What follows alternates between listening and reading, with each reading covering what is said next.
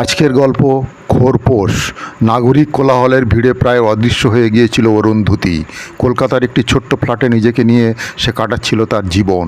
চারপাশে সমাজ, লোকজন কেউই বুঝতে পারতো না তার একাকিত্বের গভীরতা। স্বামী রাহুলের সাথে তার সম্পর্ক একসময় গভীর প্রেমের ছিল, কিন্তু সে প্রেম যেন ধীরে ধীরে মিলিয়ে গেল সময়ের সাথে সাথে। রাহুল প্রথমে দূরত্ব বজায় রাখতে শুরু করেছিল ছোটোখাটো ঝগড়ার পর। তারপর সেই দূরত্ব দিন দিন বাড়তে লাগলো।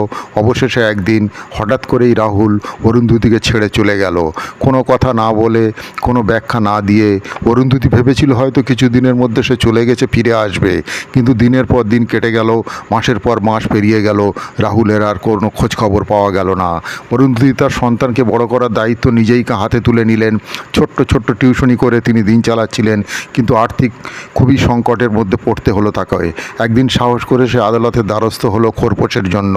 সেই সময় তার মনে এত কষ্ট ছিল যে সে ভেবেছিল আদালতে যেতে হলে এ যেন তার জীবনের সবথেকে বড় পরাজয়।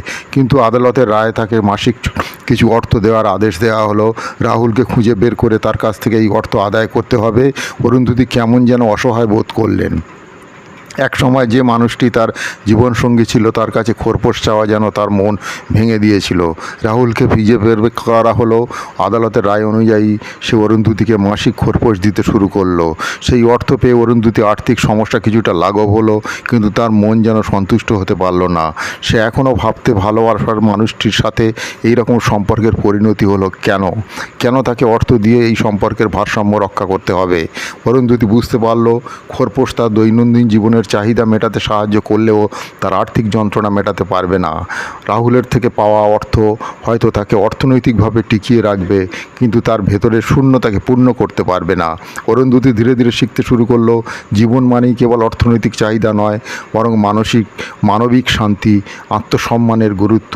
খোরপোশের টাকায় সে তার সন্তানের ভবিষ্যতের জন্য ব্যয় করতে লাগলো, কিন্তু নিজের ভেতরের আত্মসম্মানকে পুনরুদ্ধার করতে সে মনোসংঘ শুরু করলো।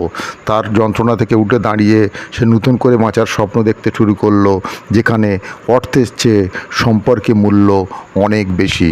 সুপ্রিয় দর্শক, এই ছোট্ট গল্পটি যদি আপনাদের ভালো লেগে থাকে, এই চ্যানেলটিকে সাবস্ক্রাইব করতে পারেন, ভিডিওটিকে লাইক ও শেয়ার করতে পারেন।